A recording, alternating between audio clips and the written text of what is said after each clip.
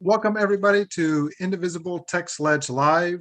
We're excited to be with you today so that we can communicate what's happening in Texas. Less excited about the content we're going to talk about. So we love getting connected with Texans who want to do good work, but we're where a lot of Texans are. Sorry, well, we're frustrated with where we're at as of today.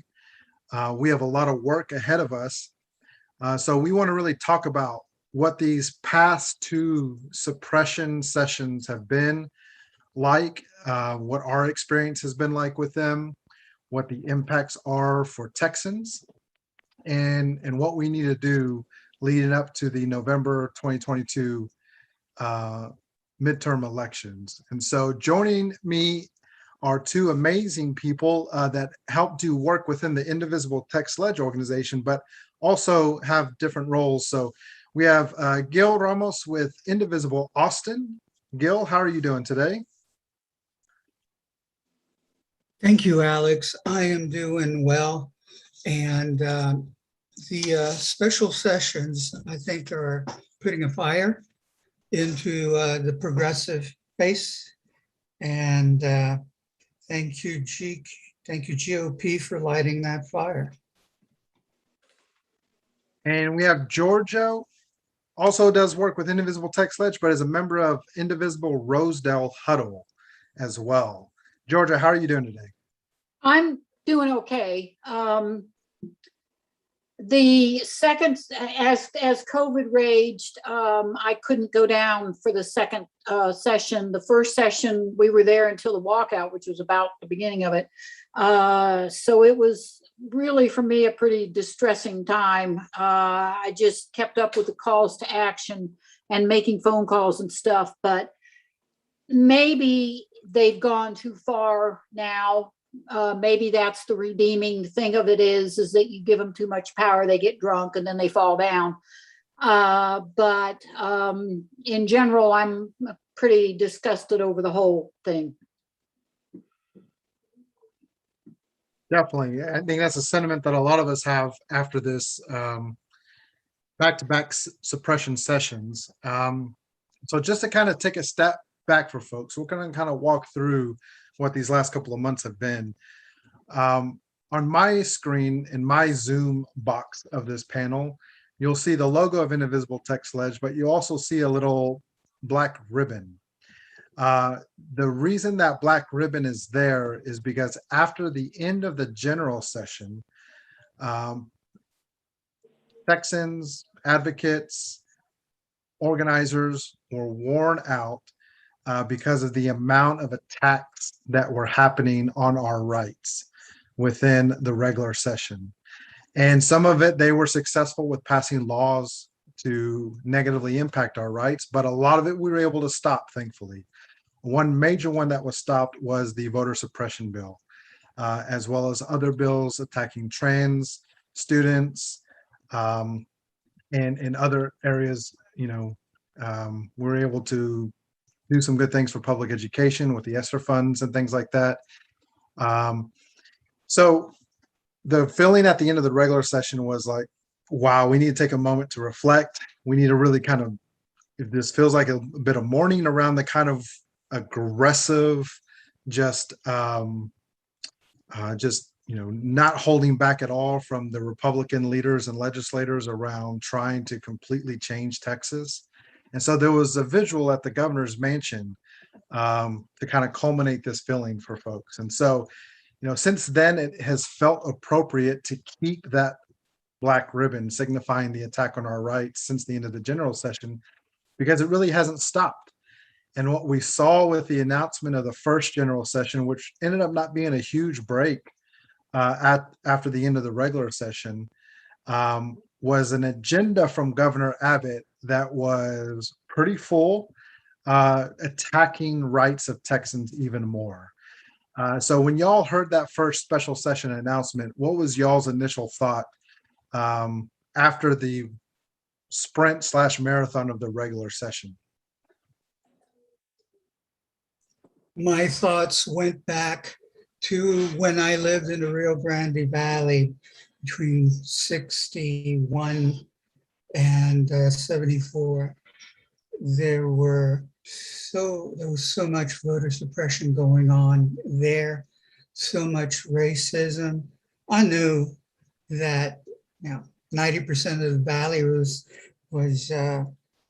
Mexicano, Spanish, Chicanos. And I'm afraid that those times are coming back to revisit us. Racism is coming back to revisit us, and it's going to play a big part in suppressing our vote. I am glad to see a lot of us progressives riled up and ready to fight. And that's a beautiful thing to see. So I got a little bit of flashback to racism in the 60s. Thank you, Alex. Absolutely. Georgia, what was your feeling when you heard the announcement of the first special, which we're calling suppression session? What was your feeling when you heard the first suppression session announced? Anxiety, concern, anger,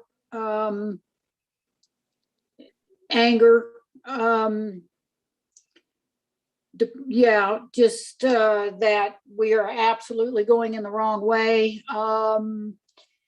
And if my only kid and grandchildren didn't live here, I wouldn't either. I don't see a positive road ahead, other than the fact that they may have overplayed their hand through the sessions, but it just keeps getting worse. Yeah, absolutely. I think after the battle of the general session, people were gearing up for what felt like was going to be a really, really tough fight, but there was hope. And the hope was at the end of the regular session, the Democratic legislators have broke quorum. And so the small hope I think we had was that there was potential that they would use that again going into the first special session, suppression session. But before they used that tactic, a lot of us were involved with the marathon hearing that took place at the Capitol, where both the House committee and Senate committee were hearing on the voter suppression bills.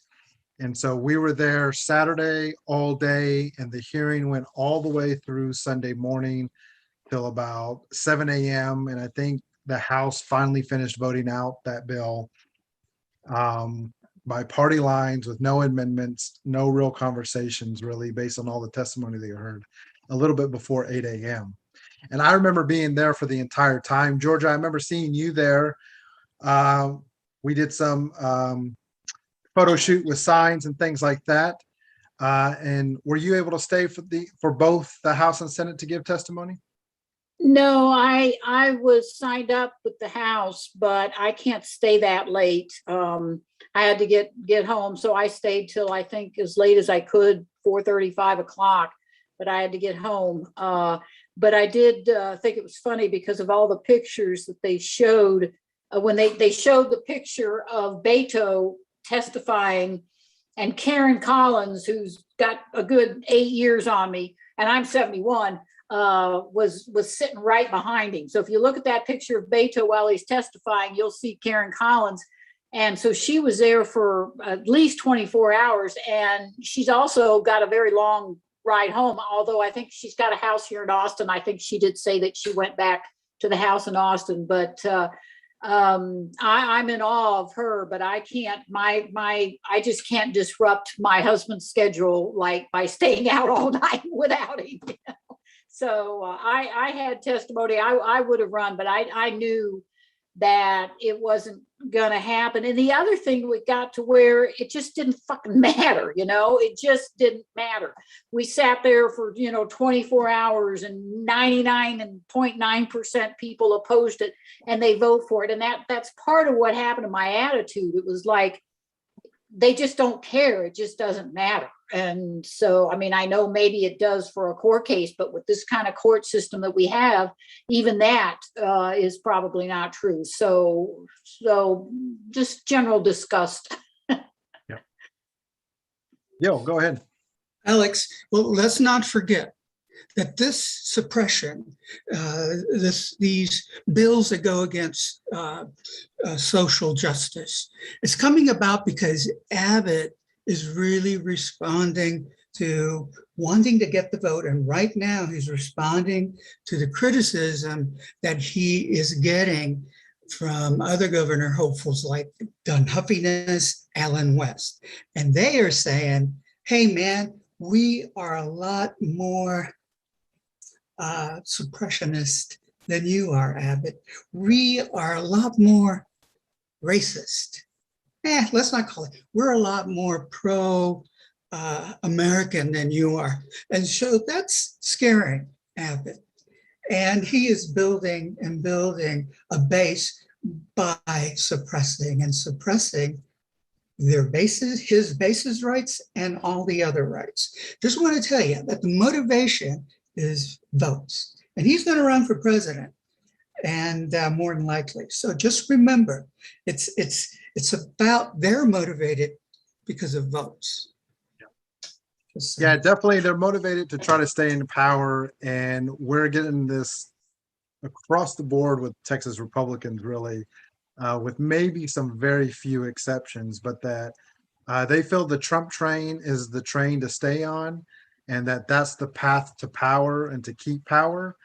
And so a lot of what we saw Trump do with being the aggressor, with being the bully, they're doubling down on those tactics. And we definitely see Abbott doing that with the suppression sessions. I think my experience with staying up all weekend, Georgia, I think you hit it right on the head on the nail with saying, like, does it matter?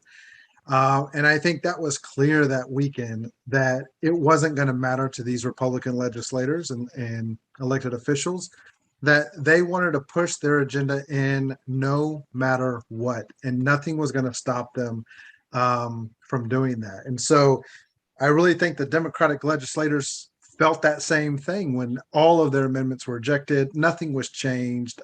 It was all for show, all these hearings. And we had hundreds of Texans give testimony, thousands show up that couldn't stay because, like you, Georgia, they can't stay all night. Not every Texan has that capacity to be able to do that, nor should we.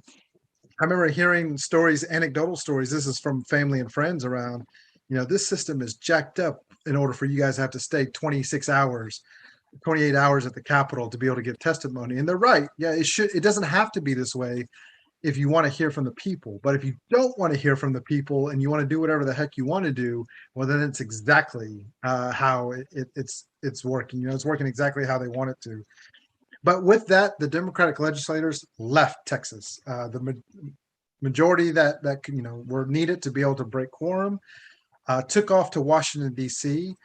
And talk to me about that moment whenever they left the state legislature and went to Washington, D.C. What was your feeling at that moment when that happened? My feeling was super hopeful. And here's what gave me hope, that finally some folks were stepping up who were in power, who are in power, who are there because of votes. But they decided not to go the route of the Republican cousins, and just they weren't worried about losing votes at that time. And that was so encouraging for me to see finally people stepping up because they valued social justice. Georgia, how about you? I was actually in the Senate chamber, the first called special, waiting to testify on the trans athlete bill, which I did. And I saw it on the phone. They were gone again. And we all were very proud of them and felt inspired. But now you look at it and you think, did it do any good? Will it do any good? We still don't have, the U.S. government isn't going to come. It's like, what? There's no one coming, there's no one coming. And it was just it was interesting. It was great. It was inspiring to see him on MSNBC all the time, etc. We were really dedicated with the Rosedale huddle about getting thank you cards and calling them up. And I think my last day at the Capitol, I was delivering thank you cards to the staff of the ones that left. But did they accomplish anything other than giving a Republican fodder to try to defeat him in the next election? It's not obvious to me. We don't have a candidate for governor. Beto's probably our best shot.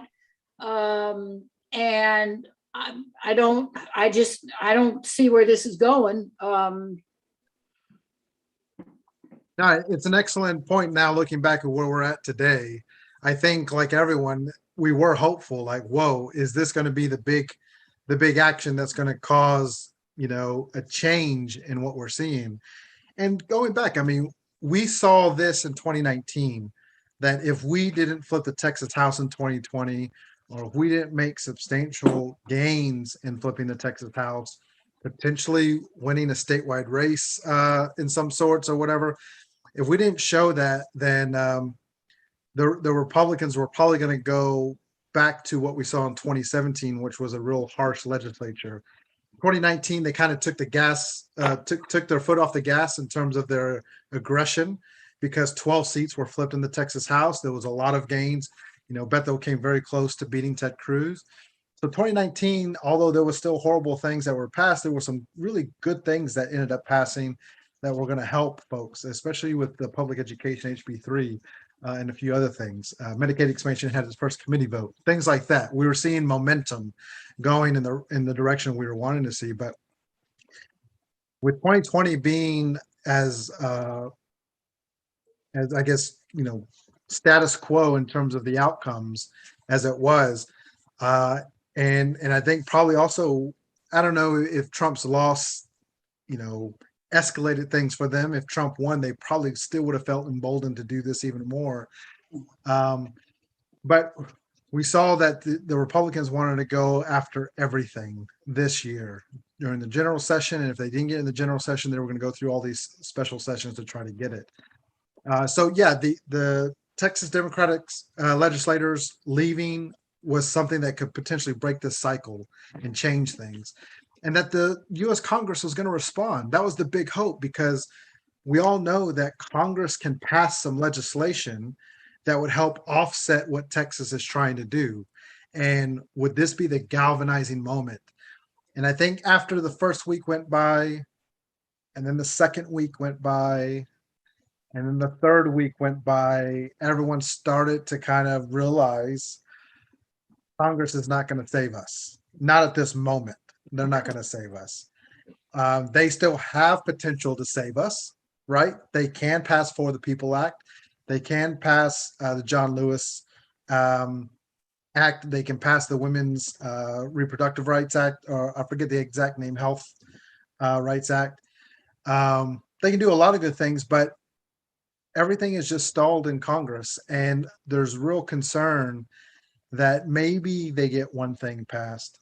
Maybe they get two, but the amount of things we need to pass from Congress may just not happen. And what is that going to mean for 2022 come the midterms?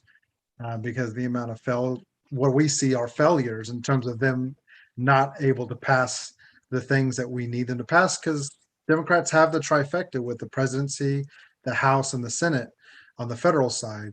So the hope was, yes, it would be hard. Yes, there would be some compromises that need to be made. But right now we're sitting in a spot where we don't know if anything is going to pass to protect our country from a lot of this aggressive legislation from the states, but especially in Texas. So that really derailed the first special session, the first suppression session for Abbott, and nothing got over the finish line because of it. And so he was determined to call a second suppression session right after that. We saw some momentum happening. I know, Gil, we were in Austin together doing different events at the Capitol, doing events at Cruz's office, at Cornyn's office, trying to rally Texans to say, like, look, there's momentum here. We can potentially stop some of this bad stuff from happening. Reverend Barber came down, had the Poor People's March from Georgetown to Austin, which had some great support and engagement from folks. And the hope would be that this could be a launching for us, the mass movements in August. And unfortunately, that ended up being the peak. So what is y'all's perspective on over the long haul of this suppression session, the really lack of engagement from Texans that we were hoping to see to try to stop this? I was hoping to see a lot more participation from Texans who were sick and tired of having their voting rights suppressed, of having young girls in danger of losing their lives because of the rhetoric of abortion, anti-abortionists speaking out in favor of Abbott.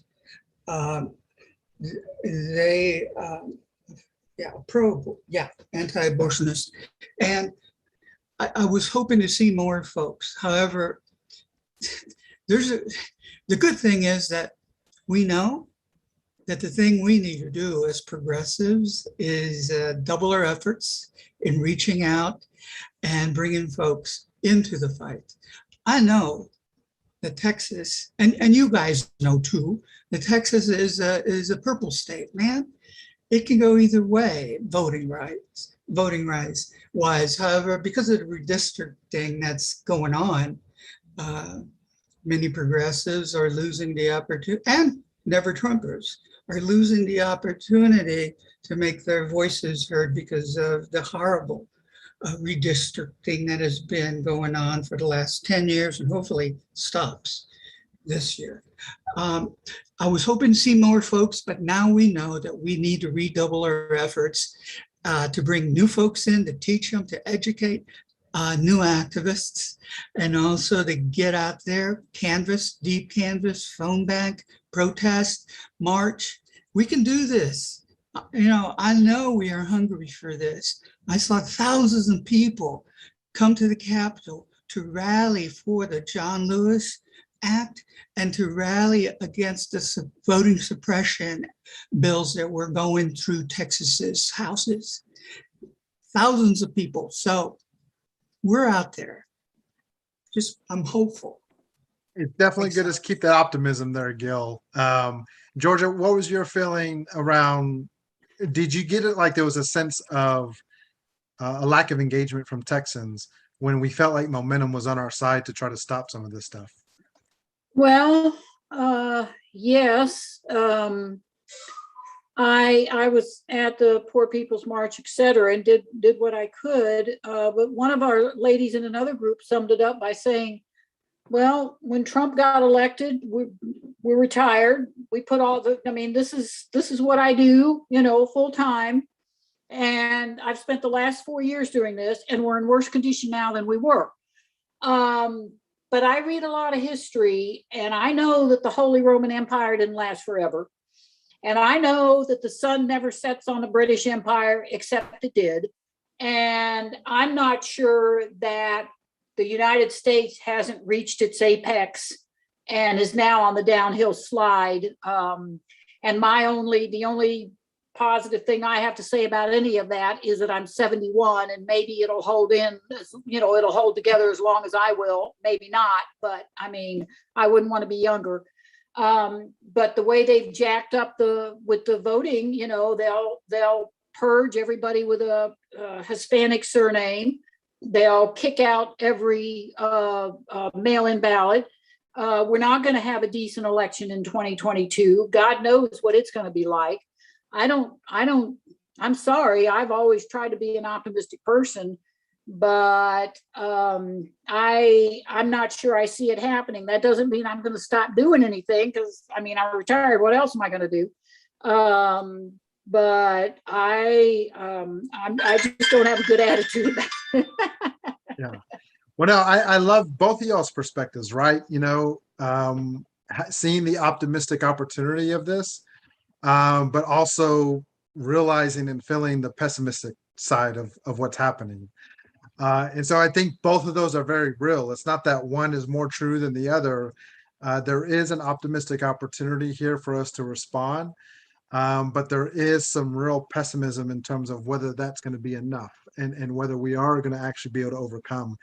And I think, Georgia, your concern is shared by a lot of folks of whether are we too late as a whole to be able to turn this ship around and to be able to try to salvage and get back to a growth of what we think Texas and the United States can be, right? And what we can actually do for the folks who all are living here and the impact we have on the planet. That's even a bigger conversation. So so I think in terms of my perspective, it definitely was disappointing to see that we couldn't rally folks to the numbers that we really needed to try to be engaged, to try to amplify the correct information, to be able to call out and keep accountable Abbott and the Republican legislators.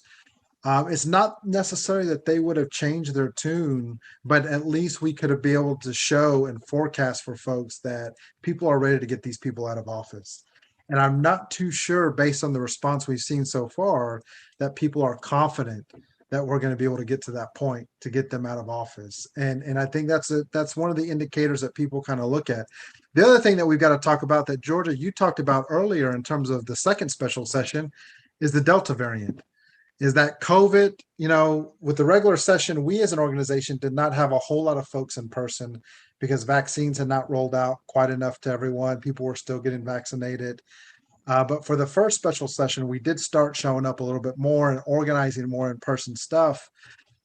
And people were starting to get comfortable, feeling like we're getting over, turning the corner on this. But then the Delta variant started spreading and it really concerned folks, which is totally understandable. And that was a contributing factor of what's kept people inside. And I think, seeing the lack of response from Governor Abbott and the lack of response from the Texas government around COVID and seeing just the amount of deaths and cases we're having right now, which is getting close to our highest of this entire pandemic. This is the kind of leadership that we have. They want chaos. They want chaos with back-to-back suppression sessions. They want chaos with an unchecked pandemic. They want chaos where they're ending unemployment rights and the $300 federal benefit for folks in the end of January. I think January 26th was when that was ended. They want to cause as much chaos to where people do not have the support and do not feel comfortable, and really despair does start to sit in for a lot of folks. And so we do have a lot of work because that pessimism is real, like Georgia shared. But there is an optimistic opportunity. I think that's the big wild card. What is the human wild card in all of this, and how we as humans respond and try to change some of this? Go for it, Georgia. Well, I have an insurance background as a regulator, and what I could tell you is that loss statistics are how they make insurance rates. And you have state regulators that regulate rates, and you have insurance companies, and the insurance companies want the rate to be one thing and the regulator wants it to be another. But they both absolutely will work together to make sure that the data that they get, from which they base those rates from, is accurate. Because if you don't have accurate data, you can't use that data. You can use that data, but it's not going to give you the result that you want because you're flying blind. And it's pretty damn sure that the census data that these guys are getting are not accurate. For one thing, they intimidated the Hispanic population so much that there's God knows how many Hispanics out there that didn't show up on the count. Okay. The rural counties, according to the census, have been decimated. And it's my understanding that the only growth in rural counties is the Hispanic population. But since they didn't want to count those people, it would be hard to redistrict to gerrymander the way they want based on the loss of white population in one hand. I mean, they're think about how they're going, they have a limited pool of their little voters, and that's getting smaller compared to the other big pool. So trying to create districts that have enough in either one would have been difficult anyway. But the fact that they don't have any idea where these people are, and half of the people didn't get counted. So they're going to be, it's kind of, what do you call it? Garbage in, garbage out. So when it comes to redistricting, they may not get the results that they think that they're getting because the data's crap. But other than that, and the other thing is I wish we could have candidates. I watched, and I'm a very kind of cynical type person, and I watched that Georgia race and the discipline that those two candidates had, that whatever question they asked them, whatever bullshit they threw them out about Omar or this or AOC or anything like that, they always came back to the $2,000 a month check under the COVID. You know, you vote for me, you'll get that. And it was like, it was just like they were almost robotic in the fact that it didn't matter what you threw at them. This is what they said. I would like to see candidates in Texas, when they campaign, to have a set of data points for their district, and that they could sit there and look at that, you know, look at the camera, or look at the person they're talking to, like Jen Psaki looks at people on TV. If you've ever watched her, she's an incredible person. To sit there and say, well, I don't know about that. You know, what about Nancy Pelosi? Well, I don't know about that. But what I can tell you is 3 hospitals closed in my district. And just go through the facts, because that's what I did on my redistricting testimony. I said, well, this is what weaponized gerrymandering has gotten us. I can't, you know, everybody talks about how gerrymandering is going to get us something. I said, this is what we know. And then I went through the list of statistics, and I have them right here because I just read this, you know, like Texas ranks 48th out of 50 in child welfare. And I just went through the whole thing of that. 37th in poverty, 5th in maternal mortality, 47th for protecting children in COVID, dead last in the number of insured deaths or insured adults, second only to California in COVID, 35th in pre-K to 12 education. And I went second in teen pregnancy, and that's going to get worse. So I went all, you know, and I did that in my redistricting testimony. This is what Texas is, folks. If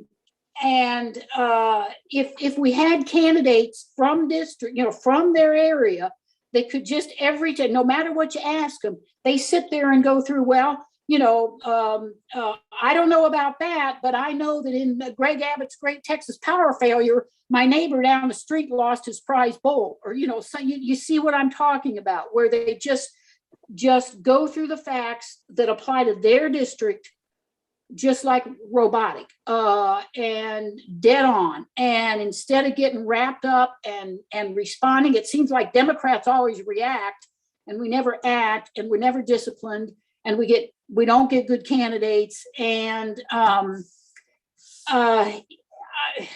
but even that, considering the fact that they've jacked up our election, you know, our right to vote, I don't even know if that would be good. But that's not going to happen anyway, because that's not the way we do it. You know?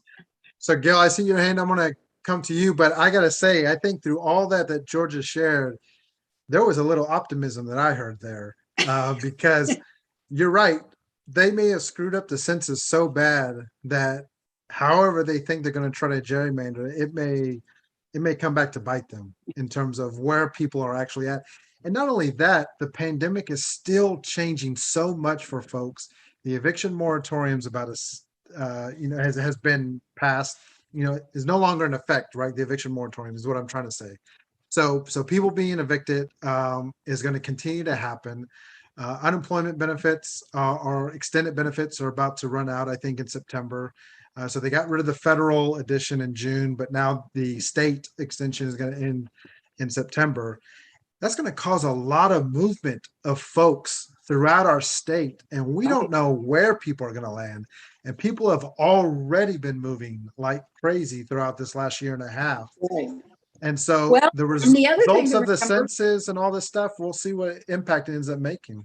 Well, and I'm cold, I'm cruel, But the fact that the people that are dying are unvaccinated probably means the majority of them are Republicans. There's potential. There's definitely potential that that may be the case. Gil, you have some thoughts? Yeah, I do. Critical mass. People change because there's pain. People want to avoid pain. I've been a therapist for 35 years and a social organizer for a little longer than that.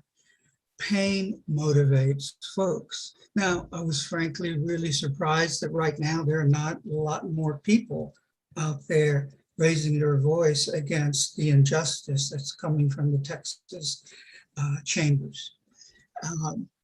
But I'm glad you brought those factors up. We are about to run out of the social monies that have kept us. Many people have been affected by deaths, loss of jobs. That money is going to run out. Housing money is going to run out for these folks. And also we have, sadly, there's a rise in death with children this time around.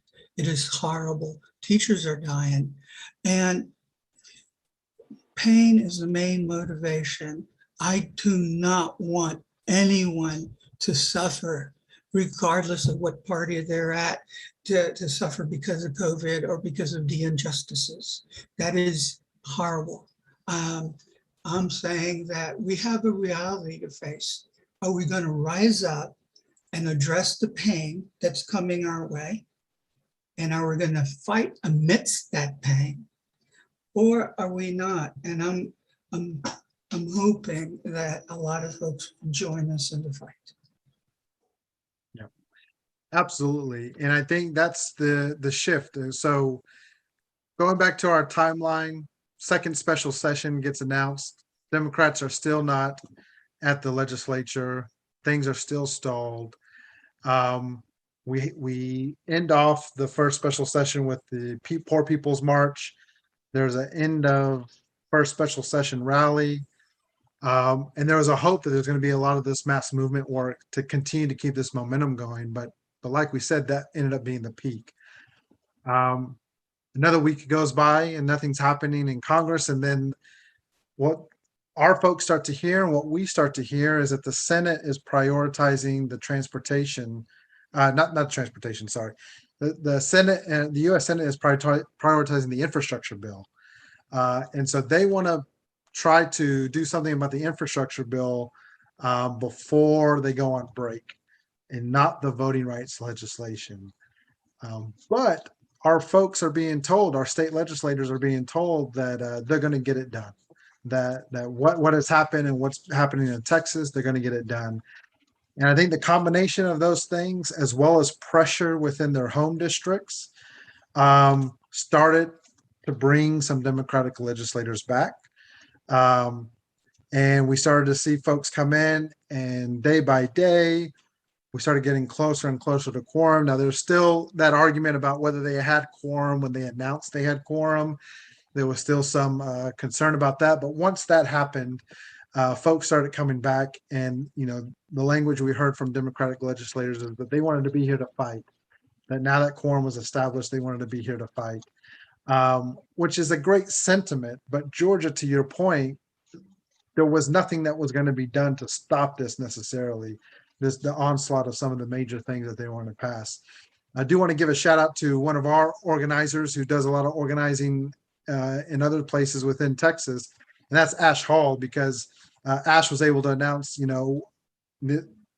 they've now gotten to the point of 100 plus bills that have been stopped attacking the transgender community and just the LGBTQIA plus community, but trans students bill was stopped. So there was that success. There was still some success that was able to happen, but unfortunately, there was the majority of bills that we didn't want to pass that passed. To your point, Georgia, the voter suppression bill was passed. And so while on one side we have some optimism because people are moving all across the state because of the pandemic and the aftermath of the pandemic, the census also did not accurately capture where people are at. And so there's that potential. The offset of that is this voter suppression bill, right? What is it going to do to suppress the vote so that we aren't able to get to that critical mass you're talking about, Gil, to vote out an Abbott, to flip the Texas House, and to be able to make the gains that we want to make. Now, the other wild card is if U.S. Congress does pass For the People Act and pass the John Lewis Act, then there's potential that can offset this voter suppression bill, right? And we can salvage some things, but a lot of things are in the air, unfortunately. And this is where Texas feels like we don't know what's going to happen in terms of all of these different things. There's going to be court battles as well, and there's going to be fights within the court system. But throughout the special session, the second special session, we started to see these bills pass. So we saw another attack on public education and what kind of history they can teach. And within the second special session, we got to the date, which was September 1st. And for a lot of folks, they may not understand the significance of September 1st, but we know what the significance of September 1st is, because that means the laws that passed the general session and had been signed are now in effect.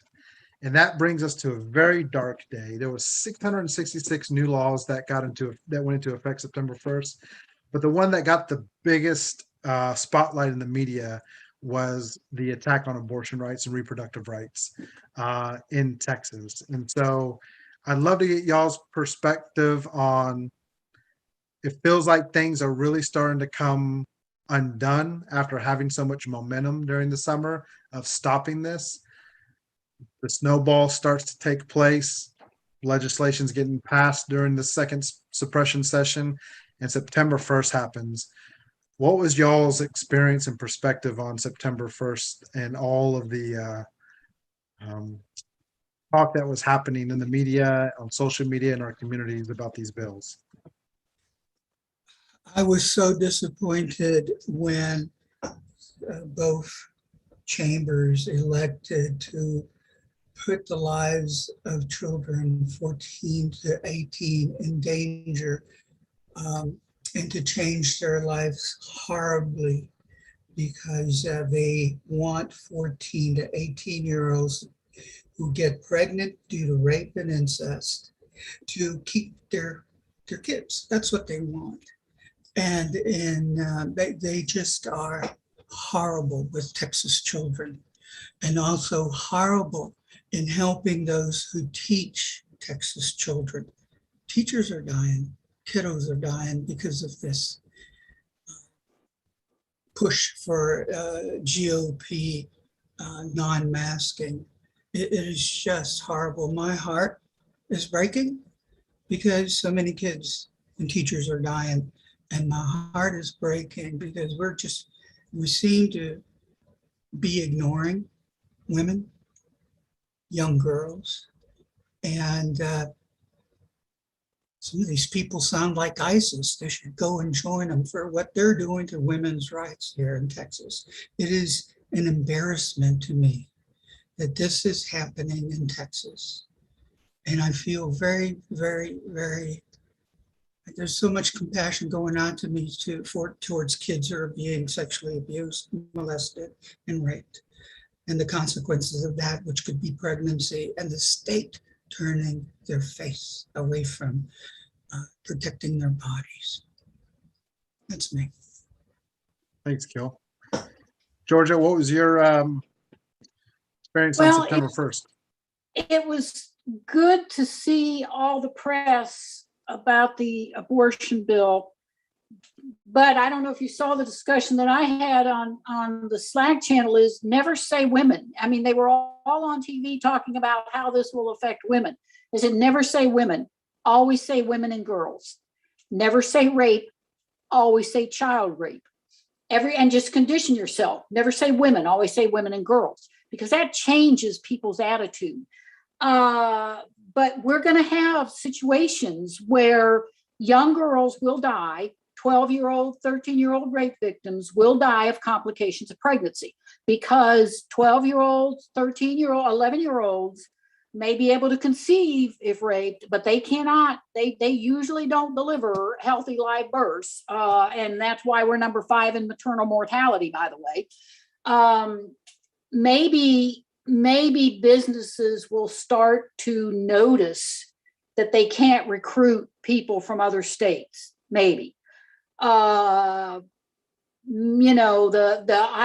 I had all the money in the world, I would go down to the bride's gun shop and I would buy as many guns as I could carry and walk at the same time and strap them all over me and just walk around downtown and then, walk into the Capitol. Why not? You're going to have situations like that. The situation in Austin, I don't know if you're aware of it, where we had a guy. And just real quick, you're talking about permitless carries being available, that people are going to be carrying around guns now all the time. Yeah. I would like to just strap myself. I know I don't know how heavy they are, but I'm a pretty strong girl. I would like to put guns everywhere on me and just walk around downtown. And why not? They say I'm allowed to, but I'd like to think that something is going to be critical mass. But we still have to have candidates, and we have to have candidates that can get Republican votes. Because if we don't get candidates that can get Republican votes, then we're not going to win. And that's the other issue. And I don't know how, my impression of the Texas Democratic Party and what I hear from people is that they're not in the game. They're not up to the game. And but seeing some of these laws, I don't know about the landfill law. I remember we did a call to action on a law that allows a landfill to plop down any place it wants to, anywhere, with nobody can say anything about it. I don't know if that passed or not. I need to go back and look.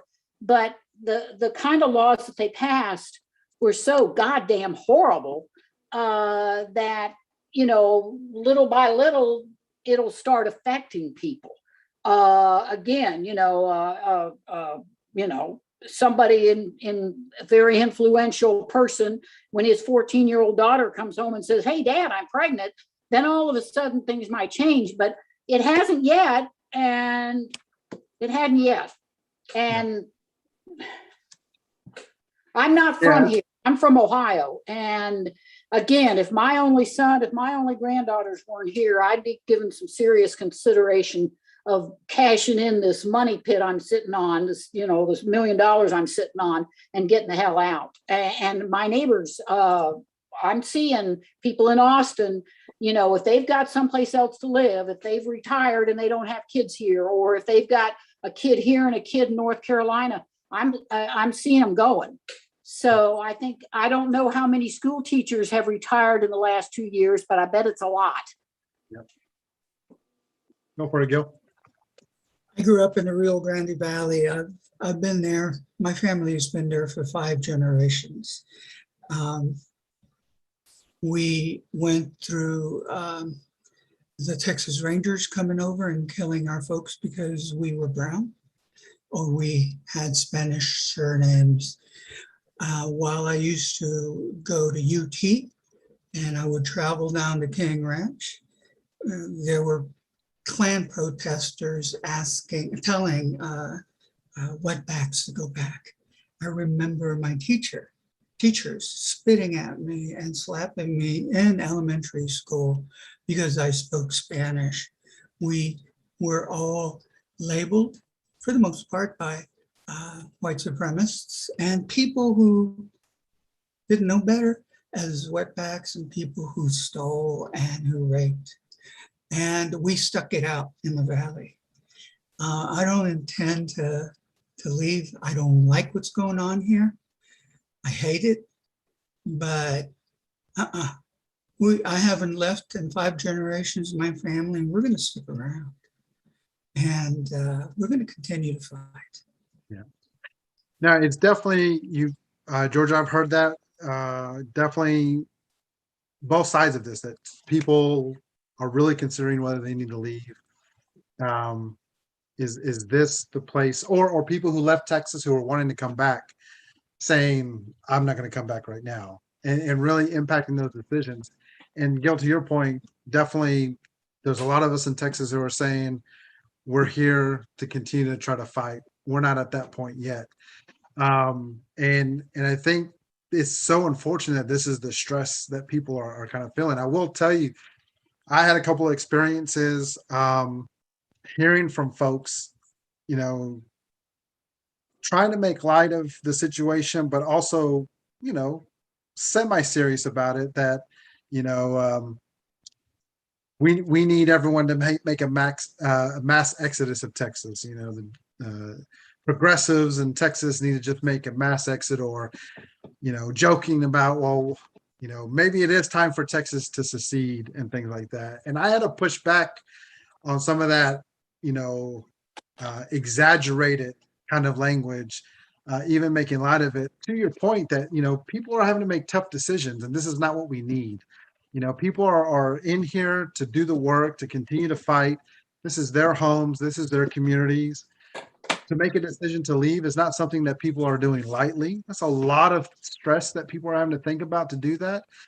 And I had to push back on some of the folks that I was hearing this from, um, because that just is not helpful. Help us do this work. Find out how you can support Texans so that we can do the work that's needed, because we know what we need to do. We have the people who are talented, are informed, who know what need to do. But the big problem we have in Texas right now is the capacity. We don't have enough people plugged in for the size of the state that we have, for how widespread and how just different our state is in so many parts of the state and different communities. And then the financial resources to be able to continue to sustain it, right? And so if there's any outcry over Texas based on September 1st and all the media and everything like that, the question isn't really, you know, figure out how to help people run away and to get away. It's more, how can you help us solve this? And I think that's ultimately the big call out we have for everyone in Texas and outside of Texas is, yes, it is bad right now at this moment. We had moments through this year that we had real hope and optimism, and we had some momentum that we could stop things. Um, but not right now, and especially as of today, because Abbott has signed SB1, the voter suppression bill. So that is now law, the voter suppression. So it is the ending of that fight in terms of the state legislature. The quorum breaks did not stop it from passing. We do need U.S. Congress to step up to stop this. Um, but we need support. We need support to do this work, and we're ready to continue to do this work. And so this is the big call out for people in Texas, outside of Texas. We can continue to move forward on this, to try to make progress on this. There's a lot of things in question in terms of us being too absolute on what the final outcome is going to be on this. Uh, what we talked about with the census, what is the real population? Where is the population really at? We need to keep pushing for federal solutions. And I think one of the sobering things that happened as well was the Supreme Court statement on the abortion ban in Texas, that people really, you know, have forecasted that this Supreme Court would not support Texas, but they hadn't gone too far yet. In fact, they've had some good decisions here in the last few months around some things that we all care about. And I think the realization that, you know, while it wasn't a final decision, it wasn't a court case that they heard, it was just a statement, an unsigned statement that the majority had made. It was still enough, not, you know, they weren't going to stop it at this particular moment in time. And so I think that realization for folks who maybe had gotten complacent or thought like, well, they're surely not going to be able to do that yet. They're not going to be able, the Supreme Court is still going to have to stick with precedent. You know, Roe versus Wade has been on the books for decades. If there was any doubt, you now know they are willing to go all the way on this stuff. And for all of us that thought the trifecta at the federal level with the president, House, and Senate, that we're going to get a lot of good bills passed, I think a lot of us are starting to question whether that's going to happen because so much stuff is stalled right now.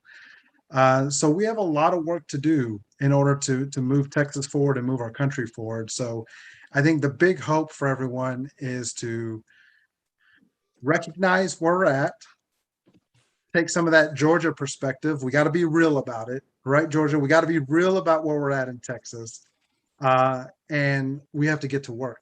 And I think that's the big call out for folks right now. We have a midterm election leading up to November 2022. We need candidates So if you are thinking about running for office in your community, um, don't just think about it. Know that we need you. And we need to support candidates who are going to help push things forward through the various ways we can support them, either helping their campaigns or doing different things. And we need to continue to educate Texans and rally folks who are in line with what we want to see happen in Texas for that better and brighter future in Texas.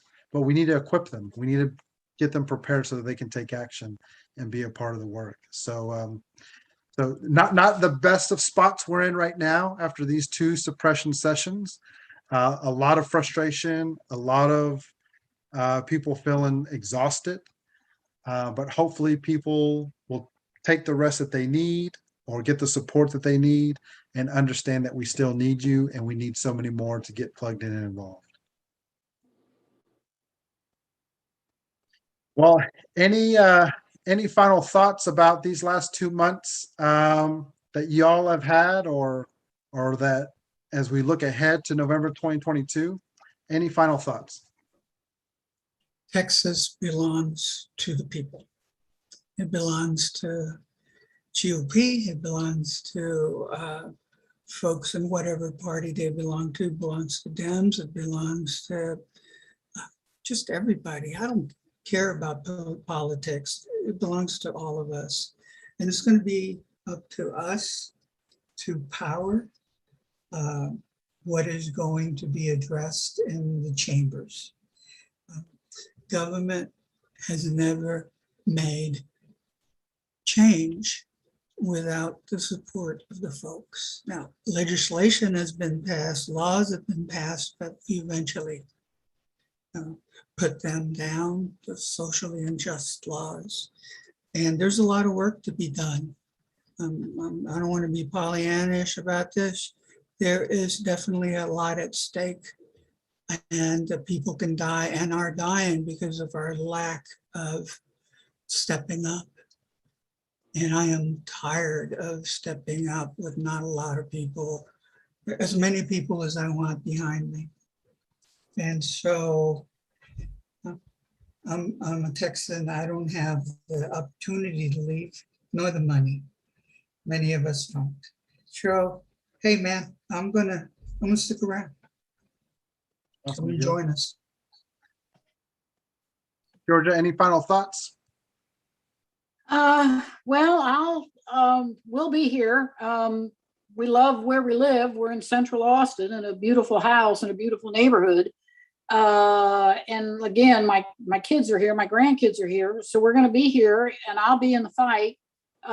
Because as a retired person, I don't have a lot else to do. I mean, I could do other things, but, might as well do this. And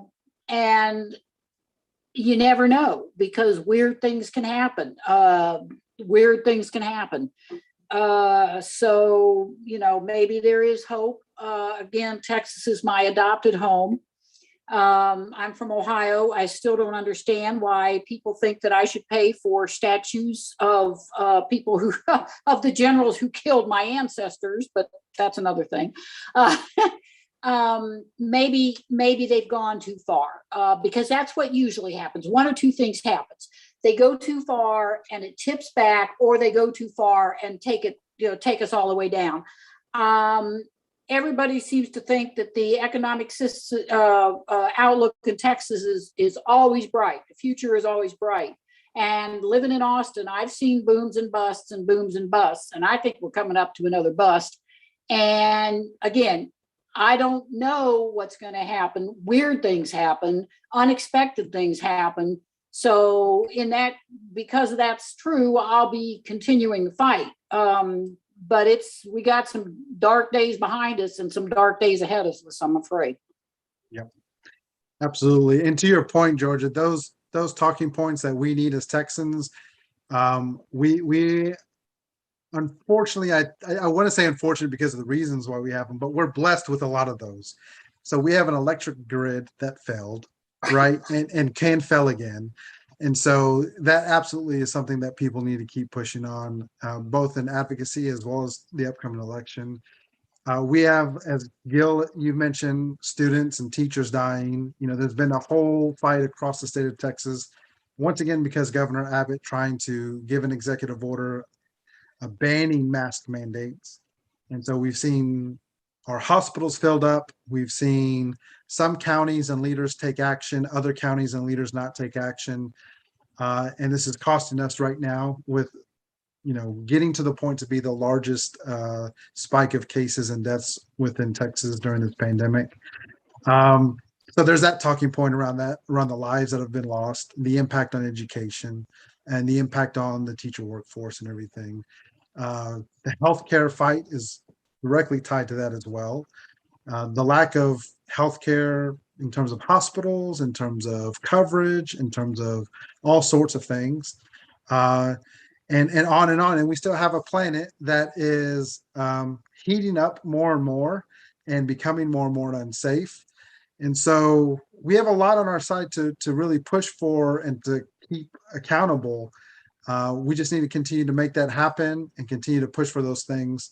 And hopefully, the people will continue to get involved and get plugged in, and we get good candidates to run for office. So a lot of work, as we've said. Thanks so much, everyone, for joining us on this recap of these 2 suppression sessions and what's happened over these last couple of months. It's not a bright spot right now, but we keep working together and we keep working for that better and brighter future in Texas. We can realize the hopes that we have. And both Georgia and Gil got their materials, and they're motivated to let folks know this is not the leadership that we want. These are not the elected officials we want.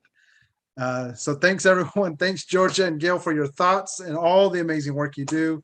It's great seeing y'all. Bye. Bye-bye.